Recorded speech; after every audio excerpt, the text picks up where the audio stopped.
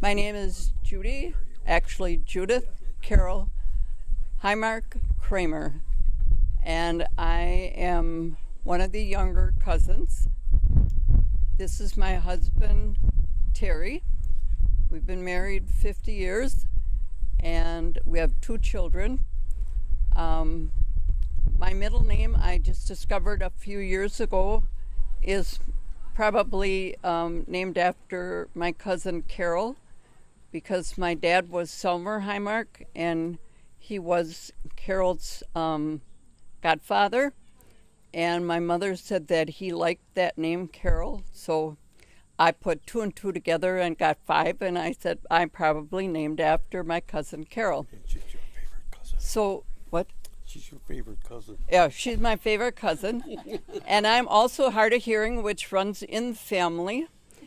And don't laugh, that'll happen to you. You're half a Heimark, or a quarter, maybe. I remember my cousin Karen, and at the time, I remember her, she had red hair, really red curly hair. Didn't you? Yeah. Yeah. And I remember the Ralston family, because they would stop by and they would also send us pictures of their vacations. And when we got cards from them, it was Uncle Sam, Aunt Ruth, Barbara, David, Dale, and Randy. And she would also send on our birthdays handkerchiefs. And Auntie Anna, Carol's mother, would always call and wish us a happy birthday. And Aunt Esther and Aunt Emma had such a sense of humor that I think maybe I got a little bit from that side of the family too, because if one would stub and hurt her ankle, the other one would laugh really hard and say, "Are you okay?"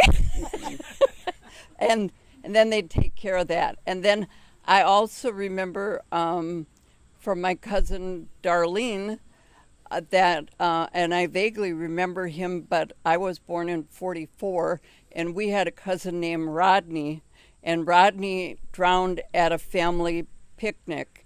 And that's about all I remember, except my mother said that before that happened, he told his mother that he was going to be with Grandpa Heimark, and she said, "No, you can't, because he's in heaven." And shortly after that, he drowned. So who knows what the Lord has in store for any of us, but I'm hoping to see him when I get to heaven. And my dad died when he was 37, so I don't really remember him, but it's fun. It's fun hearing stories from other people about him.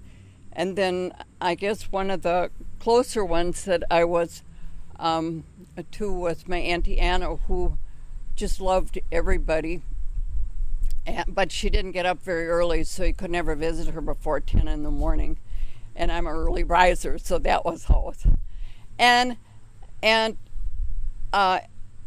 Esther and Uncle Sam, when you'd go down to visit them, if you didn't know where they lived, you only had to go to a store, and then they said, "Oh, you're his niece from Milwaukee, huh?" He must have known us all.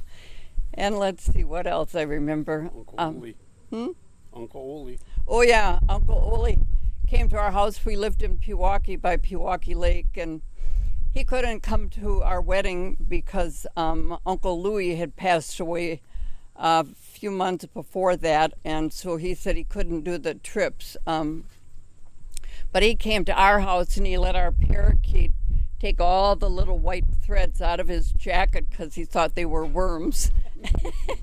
and he sang. We had sunflowers, and he sang to them, so we have pictures of him singing to sunflowers, and he was just a lovely person. I went out to California to visit with him, and then I went up to Hayward to visit with Aunt Berna and Uncle Henry, and they took me around to a lot of places. And then I relocated or got reintroduced to Darlene and Beverly and Lois. And so that was nice, and so it's wonderful to get together with all these adult cousins. And my sister Nancy is between my brother and I in age, and she said to say hello to everybody. So, hello.